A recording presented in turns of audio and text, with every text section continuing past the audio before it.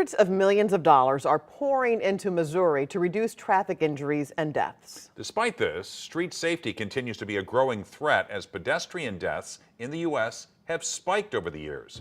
Tonight, senior investigative reporter Paula Vazan brings us never-before-seen data highlighting new milestones in our area and more work to be done. I couldn't feel my body at all, like my back. 18-year-old Janae Edmondson has become the face of an epidemic. I was just in pain. A victim of dangerous driving when a 21-year-old sped through an intersection, slamming into her. She lost her legs. And I was just sitting there, face down, like on the concrete. She plays her favorite sport differently now. Physical therapy now consumes her days. I just became depressed. Since that crash right here in downtown St. Louis, advocates for safer streets have been pouring through data to understand what went wrong and how we improve. And now a new report that helps to connect the dots. We know it's a dangerous location. We met Cindy Mentz at one of St. Louis's busiest intersections.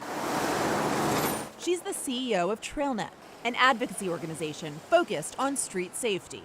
And for the 4th year in a row, she's been analyzing traffic crashes.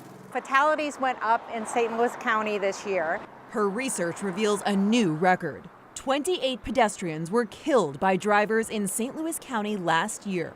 That is very concerning. Meanwhile, in the city, the number of people killed by drivers dropped. Mentz credits more awareness. Still, she says there's a worrisome trend. The vast majority of crashes involving people walking continue to happen in Black and minority areas. Because they have higher levels of riding transit, not having cars, and depending on other modes of transportation. Making them more vulnerable, especially in these areas. The report reveals the most dangerous boulevards are Grand, Kings Highway, and Gravois. So what's going on? Why is it so dangerous to be a pedestrian? I think it's a multi-factor issue. The I-Team pressed the city's Scott Ogilvie for solutions and explanation. It has something to do with roadway design. It has a lot, we believe, to do with distracted driving. It has something to do with vehicle size. What specific actions are you taking as a city to address safety? I think number one is roadway design, fewer lanes of traffic, shorter crossings for pedestrians, things that generally slow the speed of vehicular traffic. He says there's now an unprecedented amount of funding, $300 million to roll out citywide over the next 4 years. Money that'll go toward widening sidewalks and adding bike lanes. We believe that an ordinance that will allow us to have things like red light cameras again will likely pass, and I think that'll be a really useful policy tool on the enforcement side. But Mentz believes there's too much waiting. She wants quicker changes, like temporary traffic barriers to slow down cars. It's all part of the struggle to get people to pay attention. Edmondson was hit by a driver who ignored a yield sign.